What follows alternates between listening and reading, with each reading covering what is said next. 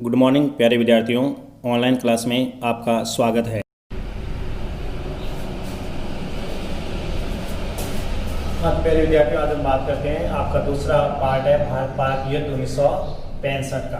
तो कल हमने पढ़ा था कि भाई भारत और पाकिस्तान के बीच में जो तनाव और संघर्ष के मुद्दे हैं उनमें सबसे प्रमुख मुद्दा था कश्मीर का मुद्दा। और कश्मीर का मुद्दा भारत और पाक के लिए मान और प्रतिष्ठा का प्रश्न बन गया था, जो आज भी वैसा का वैसा ही है। तो उसी के तहत पहला युद्ध के बाद पढ़ते हैं कि भारत और पाकिस्तान के बीच में जो युद्ध हुआ था 1965 का। तो देखो, अप्रैल 1965 में कच्छ के रण को लेकर भारत और पाकिस्तान के बीच में संघर्ष हुआ था। यानी कच्छ का जो रण है, उस कच्छ के रण को लेकर के, जो आपके गुजरात में कच्छ के रण को लेकर भारत पाक युद्ध हुआ था। कच्छ के रण को लेकर भारत पाकिस्तान में युद्ध छिड़ गया था और पाकिस्तानी सेना की 2 टुकड़ियां भारतीय क्षेत्र में घुस आई थी और कच्छ के रण के कई भागों पर उसने अधिकार भी कर लिया था। और कच्छ के रण के उत्पाद के साथ साथ उसने पाकिस्तान में कश्मीर में भी घुसपैठ वो कर ली थी। यानी कच्छ के रण का तो एक दिखावा था कि भी पूरी भारतीय सेना को कच्छ के रण की ओर वो ध्यान आकर्षित कर दिया जाए, लेकिन कच्छ के रण के साथ साथ उसने कश्मीर में भी अपनी सेना की ओर से घुसपैठ करना शुरू कर दिया था। और यही घुसपैठ पूर्ण योजनाबद्ध थी कि कच्छ के रण में भारत पर युद्ध थोप करके और हमें तो कश्मीर में क्या करनी है, घुसपैठ करनी है। इसीलिए पूर्व निर्धारित योजना के तहत ऐसा कार्य वो किया गया। कश्मीर में आंतरिक रूप से उपद्रव एवं तोड़फोड़ के द्वारा ऐसी स्थिति उत्पन्न करने की योजना थी जिससे भारतीय सेना को कश्मीर से मैदान छोड़कर भागना पड़े। यानी कि पाक ने अपनी पूर्व निर्धारित योजना के तहत कच्छ के रण में भारत पर युद्ध थोप दिया और उसकी योजना थी कि कश्मीर में इस तरह की तोड़फोड़, उत्पात और उपद्रव किया जाए ताकि भारतीय सेना कश्मीर छोड़कर वहां से भाग जाए। पाकिस्तान को विश्वास था कि कश्मीर की मुस्लिम जनता छापामारों का साथ देगी और 4 तथा 5 अगस्त 1965 को हजारों पाकिस्तानी छापामार सैनिक कश्मीर में घुस आए। और इसके साथ साथ पाकिस्तानी घुसपैठ का सदैव को रोकने के लिए विचार से भारत सरकार ने उन स्थानों पर अधिकार करने का निर्णय किया जहां से होकर पाकिस्तानी घुसपैठी कश्मीर में भारतीय हिस्से में आ गए थे। यानी काफी तादाद में पाकिस्तान की जो सेना थी वो कश्मीर में घुसपैठ करने के लिए आतुर हो गई थी, लेकिन भारत सरकार ने ये निर्णय किया कि जहां जहां से पाकिस्तानी सेना कश्मीर में घुसपैठ करना चाहती है उन्हीं स्थानों को अपने अधिकार में कर लिया जाए। और इसी के बीच पाकिस्तान की नियमित सेना ने अंतरराष्ट्रीय सीमा रेखा को पार कर भारतीय भूभाग पर आक्रमण कर दिया। यानी हमारे देश की और पाकिस्तान की जो अंतरराष्ट्रीय सीमा थी, उसी अंतरराष्ट्रीय सीमा से पार आकर और पाकिस्तानी सेना ने भारत पर आक्रमण करना शुरू कर दिया और पूर्ण रूप से युद्ध भी आरंभ हुआ। यानी दोनों देशों के मध्य युद्ध आरंभ हो गया था। 4 सितंबर 1965 को सुरक्षा परिषद ने एक प्रस्ताव पारित करके और भारत और पाकिस्तान दोनों से अपील की कि युद्ध विराम कर दिया जाए और 22 सितंबर 1965 को दोनों देशों ने युद्ध बंद कर दिया। यानी ये जो युद्ध हुआ था 1965 में, उसको 22 दिसंबर 1965 को युद्ध विराम है वो कर दिया गया।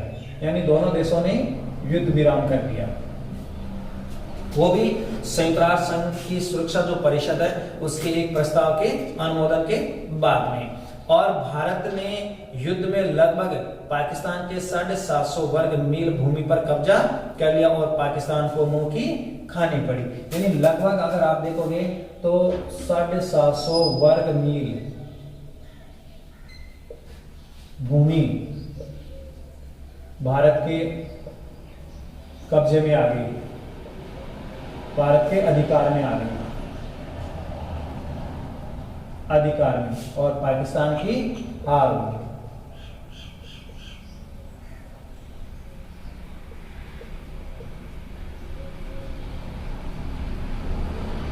पाकिस्तान की हार। तो इस तरह से अगर हम देखें तो निश्चित रूप से पाकिस्तान को मुंह की खानी पड़ी थी।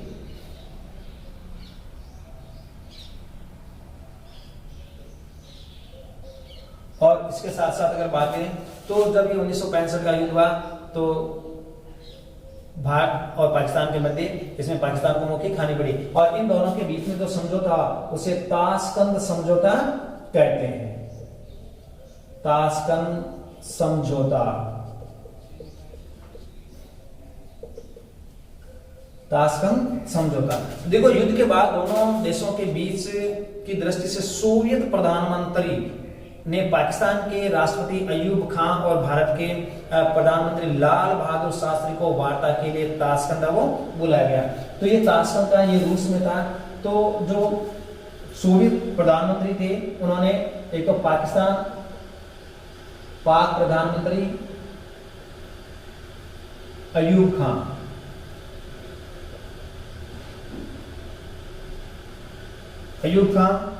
और इसके साथ साथ भारतीय प्रधानमंत्री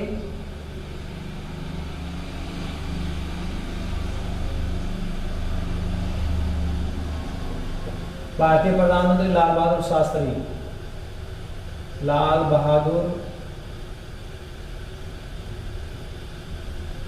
शास्त्री, इन दोनों को ताशकंद बुलाया गया और ताशकंद में दोनों के मध्य बातचीत हुई। 4 जनवरी 1966 को यह प्रसिद्ध सम्मेलन प्रारंभ हुआ और सोवियत संघ के प्रयत्नों के परिणाम स्वरूप 10 जनवरी 1966 को प्रसिद्ध ताशकंद समझौते पर हस्ताक्षर हुआ। तो ये बात आपकी 10 जनवरी 1966 को ताशकंद समझौता हुआ था। सोवियत संघ के प्रयासों के फलस्वरूप दोनों देशों के अंतर्गत ताशकंद समझौता किया गया। ये इंपोर्टेंट क्वेश्चन है, उसका आप अच्छी तरह से तैयार हो कर लेना। और इस समझौते के अंतर्गत भारतीय प्रधानमंत्री एवं पाकिस्तान के राष्ट्रपति परस्पर शांति बहाली के लिए सहमत भी हो गए थे। यानी ताशकंद समझौते के द्वारा भारतीय प्रधानमंत्री लाल बहादुर शास्त्री और पाकिस्तान के राष्ट्रपति आपस में सहमत हो गए थे समझौते की शर्तों को मानने की। यद्यपि इस समझौते के कारण भारत को वह सब प्रदेश पाकिस्तान को लौटाने पड़े जो उसने अपार धन एवं जन हानि उठा करके प्राप्त किए थे। हालांकि इस समझौते के द्वारा भारत को हानि मिली, क्यों? कि वो सारे के सारे प्रदेश पुनः पाकिस्तान को लौटाने पड़े जो धन और जन की हानि गंवा करके और उसने प्राप्त किए थे। इसके साथ साथ तथापि यह समझौता निश्चित रूप से भारत और पाकिस्तान के संबंधों में एक शांतिपूर्ण मोड़ बनने का प्रतीक भी बन गया था। इस समझौते के बाद ऐसा लगने लग गया था कि अब भारत और पाकिस्तान के बीच में युद्ध की स्थिति नहीं रहेगी और दोनों देशों में शांति कायम हो रहेगी और ये समझौता एक शांति का प्रतीक है वो माना गया था। लेकिन इस समझौते के चंद समय बाद कहें या कुछ सालों बाद कहें तो भारत को एक बार फिर पाकिस्तान की ओर से युद्ध को झेलना पड़ा और भारत पाकिस्तान का दूसरा जो युद्ध हुआ था वो हुआ था 1971 में, जिसमें आप देखते हैं कि एक नए राष्ट्र का निर्माण होता है। पूर्वी जो पाकिस्तान था, पूर्वी पाकिस्तान के नाम के स्थान पर बांग्लादेश का उदय होना।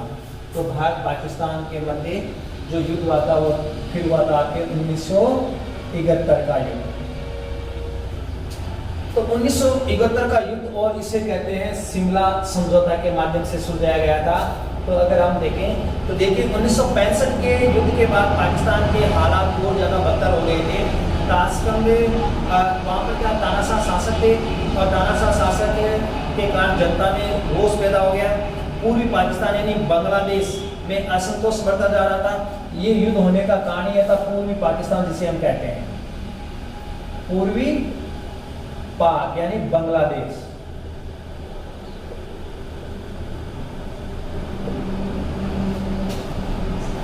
पूर्वी पाक यानी बांग्लादेश के नेतृत्व में। और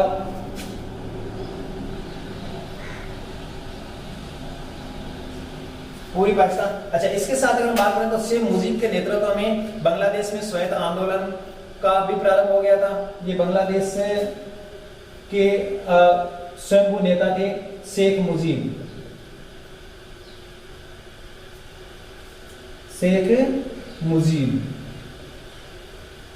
इनके नेतृत्व में वहां पर आंदोलन शुरू हुआ और पूरी पाकिस्तान पूर्णतया मुजीब के साथ था।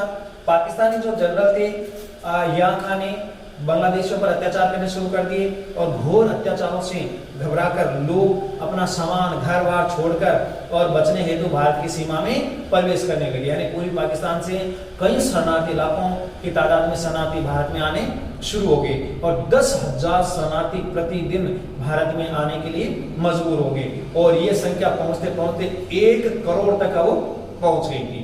और इसी शरणार्थियों की संख्या इसी समय 3 दिसंबर 1971 को पाकिस्तानी वायुसेना ने भारत के हवाई अड्डों पर भीषण बमबारी वो कर दी थी और दोनों के बीच युद्ध शुरू हो गया था।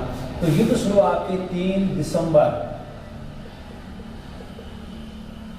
1971 को युद्ध शुरू हुआ।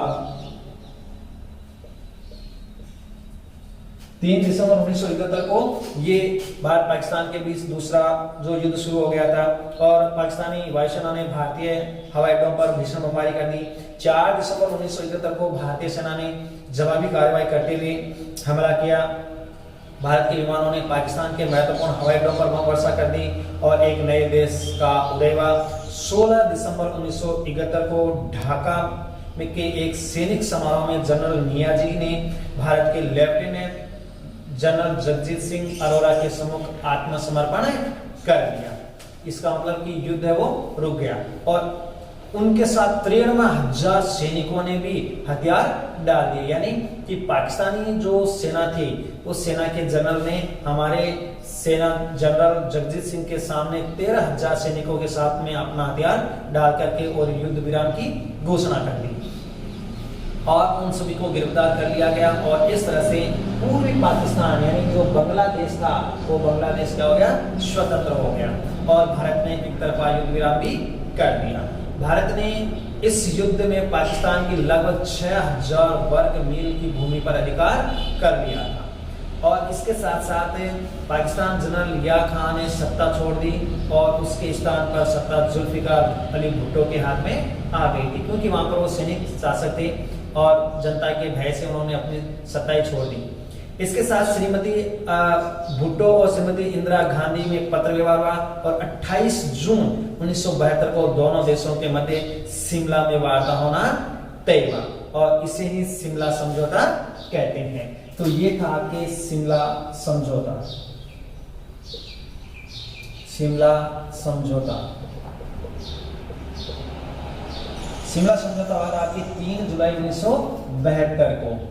3 जुलाई 1972 को पाक प्रधानमंत्री भुट्टो,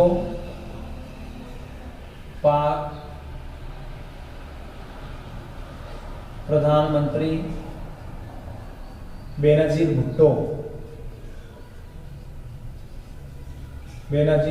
भुट्टो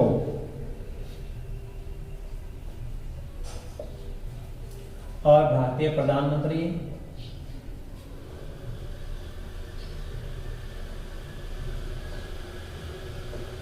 श्रीमती इंदिरा गांधी के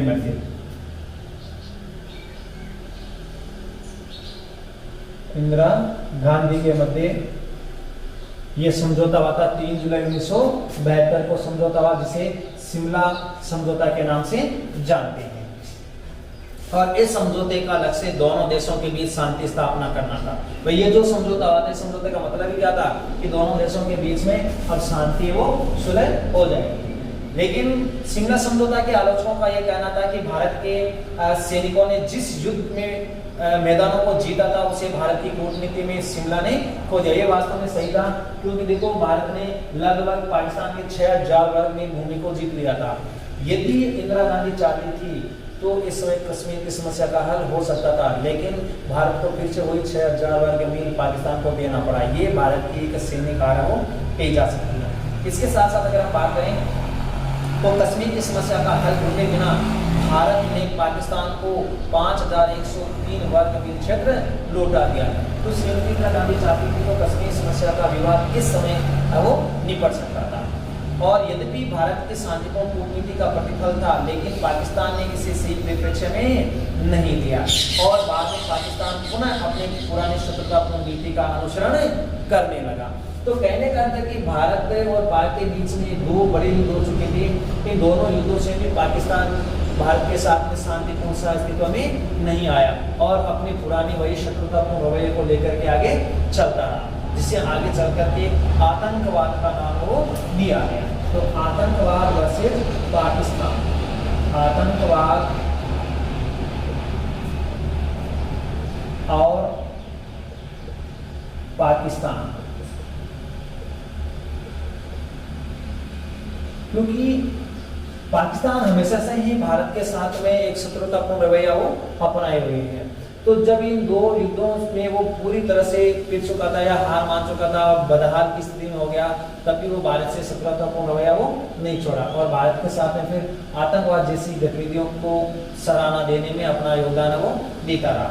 तो देखिए हाल ही के वर्षों में अगर हम देखें तो धार्मिक कट्टरवाद के कारण विश्व में आतंकवाद को गहरा बढ़ावा भी मिला है। यानी एक धर्म विशेष को लेकर के और आतंकवाद को काफी बढ़ावा दिया गया और खाड़ी के कुछ तेल उत्पादक देशों में जिन्हें जिहादी जुनून का को गैर जिम्मेदाराना ढंग से बरताया है। जिहादी का मतलब धार्मिक युद्ध से कहते हैं कि वो केवल अपने धर्म की रक्षा के लिए क्या करें, युद्ध करें। तो गैर जिहादी लोगों के साथ में मारपीट करना, उनको दहशत फैलाना, डराना, धमकाना, सामरिक दबाव के कारण भी वैश्विक महाशक्तियों ने खाड़ी देशों के विभिन्न देशों में पनप रहे सांप्रदायिक और धार्मिक कट्टरवाद को लगातार नजरअंदाज भी किया है। यानी कि ये जो खाड़ी देश है, जो तेल उत्पादक देश हैं, इन तेल उत्पादक देशों में भी कई बार धर्मांधता के आधार पर कट्टरवाद और सांप्रदायिक और धार्मिक कट्टरवाद को नजरअंदाज कर दिया। इसके अलावा अगर हम बात करें अफगानिस्तान की, तो 1979 में सोवियत संघ की सेना को निष्कासित करने के लिए अमेरिका ने पाकिस्तान में तालिबान का समर्थन कर या दुनिया भर में धार्मिक कट्टरवाद और आतंकवाद को बढ़ाने में पाकिस्तान की सर्वाधिक भूमिका वो रही है। कहते हैं कि 1979 में सोवियत संघ के विरुद्ध भी अमेरिका ने तालिबानी शासन को काफी प्रमुखता दी और अगर हम देखें तो दुनिया भर में धार्मिक जो कट्टरवाद है, उस कट्टरवाद को के आतंकवाद को बढ़ाने में पाकिस्तान ने अपना महत्वपूर्ण भूमिका वो अदा की है। तो अफगानिस्तान में दशकों से चल रहे गृह युद्ध से परेशान होकर जो शरणार्थी पाकिस्तान पहुंचे, उनके लिए जोखिम पैदा कर रहे थे और पेशेवर जिहादियों के रूप में कश्मीर में प्रवेश वो करवाया गया। यानी दशकों से अफगानिस्तान में जो तालिबान शासक थे, जो कि इस स्थिति से घृणित हो रहे थे, उनको धीरे धीरे शरणार्थियों के रूप में पाकिस्तान आए और पाकिस्तान ने उनको आतंकवादियों की सह देकर के और जिहादियों के रूप में कश्मीर में प्रवेश कराने की भूमिका वो निभा दी। पाकिस्तान ने कश्मीर विवाद को अंतर्राष्ट्रीय स्वरूप देने के लिए आतंकवाद और धार्मिक कट्टरवाद का सहारा दिया था। यानी पाकिस्तान ये चाहता था कि जो जम्मू कश्मीर का मामला है वो अंतर्राष्ट्रीय बने और इसीलिए उसने आतंकवाद को बढ़ावा दिया और आतंकवाद के साथ साथ उसने धार्मिक कट्टरता को भी दिया। क्यों कि कश्मीर में मुस्लिम बाहुल्य संख्या है और वह चाहता था कि जन्नत के आधार पर वहाँ जन्नत करवाया जाए ताकि वो पाकिस्तान में वो मिल सके। इसके साथ पाकिस्तान ने कश्मीर विवाद को अंतर्राष्ट्रीय स्वरूप देने के लिए आतंकवाद और धार्मिक कट्टरवाद का सहारा दिया। आज वह उसी जाल में फंस चुका। आज स्वयं पाकिस्तान भी आतंकवाद से अछूता नहीं है। क्यों कि केवल ये धर्मांधता के आधार पर ही नहीं है, धार्मिक कट्टरवाद के आधार पर ही नहीं है, बल्कि आज जो घटनाएं भारत में होती है आतंकवादी, वो घटनाएं हमें पाकिस्तान में भी कई बार देखने को मिली है। तो कहने का यह कि पाकिस्तान इनका पालक पोषक रहा है और आज आतंकवाद पाकिस्तान की जड़ों में जम चुका है और आए दिन हमें पाकिस्तान में भी आतंकवादी घटनाएं या अंजाम देखने को मिल रहे हैं। अब क्या है कि आतंकवाद के चलते अगर हम देखें तो पाकिस्तान की हालात बहुत ही क्या हो गई, खराब हो गई है और ऐसे खराब हालत में भारत की परेशानियां वो बढ़ रही हैं। तो जब से हमारा देश आजाद हुआ तभी से पड़ोसी देश उसकी विदेश नीति के लिए संकट वो पैदा करें। यानी देश की स्वतंत्रता के साथ ही हमारे जो भी पड़ोसी राष्ट्र हैं वो हमारी विदेश नीति के लिए कहीं न कहीं प्रकार से संकट पैदा कर रहे हैं। धार्मिक आधार पर गठित पाकिस्तान में धर्मनिरपेक्ष भारत में सदैव देखो विमर्शपूर्ण व्यवहार किया। यानी हमारे देश में तो भाई पाकिस्तान का जन्म ही धार्मिक आधार पर हुआ है, तो धार्मिक कट्टरता के आधार पर हमारे देश की जो धर्मनिरपेक्षता है उस पर वह हमेशा ही विमर्शपूर्ण व्यवहार वो किया है। सांप्रदायिक दंगों की विभीषिका, जम्मू कश्मीर राज्य पर पाकिस्तान के द्वारा भेजे गए घुसपैठिए हमले की वजह से यह संबंध और ज्यादा क्या हो गए, बिगड़ गए। यानी कि धार्मिक आधार पर कट्टरता, साथ साथ में जम्मू कश्मीर में पाकिस्तान के द्वारा अपने भाड़े के सैनिक भेजना भारत के लिए और ज्यादा वो संबंध बिगड़ गए। सरकारी परिसंपत्ति का बंटवारा, शरणार्थी संपत्ति का मुआवजा, नदी जल वितरण, ये ऐसे कुछ उभय पक्षीय मुद्दे हैं जो रिश्तों को और ज्यादा दूषित वो करते चले गए। ये जम्मू कश्मीर का मामला था। ये नदी जल विवाद के लिए अगर देखें तो परिसंपत्ति का जो बंटवारा उसके लिए देखें, शरणार्थियों के मुआवजे की देखें, ये सभी समस्याएं लेकर के और दोनों देशों के मध्य तनाव और संघर्ष वो बना हुआ है। सबसे ज्यादा नुकसान तब हुआ जब पाकिस्तान में फौजी तख्तापलट ने उस देश में जनतंत्र की किसी भी संभावना को नष्ट कर दिया। यानी कई बार तो समस्या इतनी उत्पन्न होगी पाकिस्तान में कि वहां पर जो लोकतंत्र है उसका गला घोट करके और वहां पर सैनिक तंत्र वो आ जाता है। ऐसे समय में जनतंत्र का गला घोटना भारत के लिए सबसे ज्यादा वो भयावह स्थिति पैदा करता है।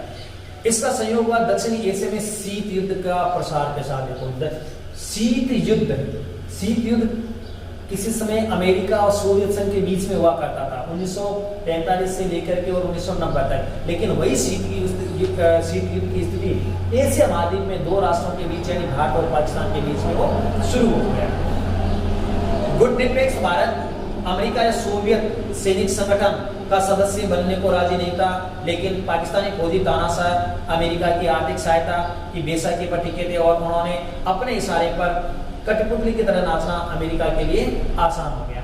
तो पाकिस्तान वो अमेरिका के सैनिक संगठन का सदस्य बना, लेकिन भारत अभी भी उनके सैनिक संगठन का सदस्य वो नहीं बना।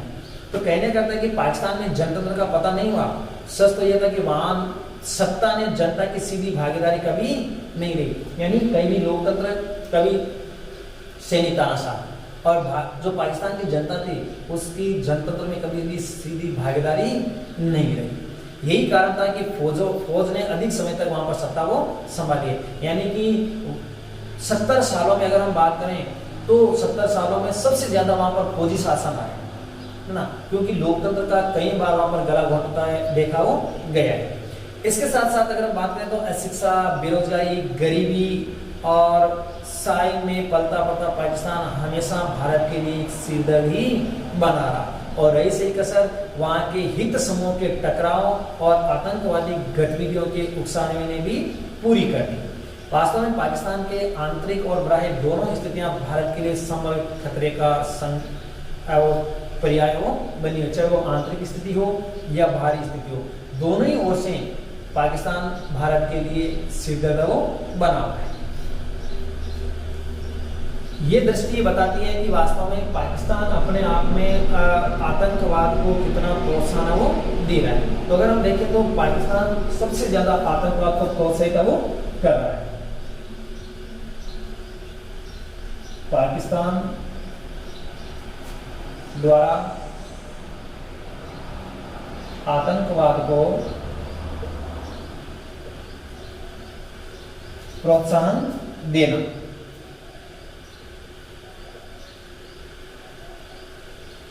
ज्यादा से ज्यादा पाकिस्तान के द्वारा आतंकवाद को प्रोत्साहित वो किया जाता है। तो देखो जम्मू कश्मीर सहित भारत के विरुद्ध आतंकवाद को लगातार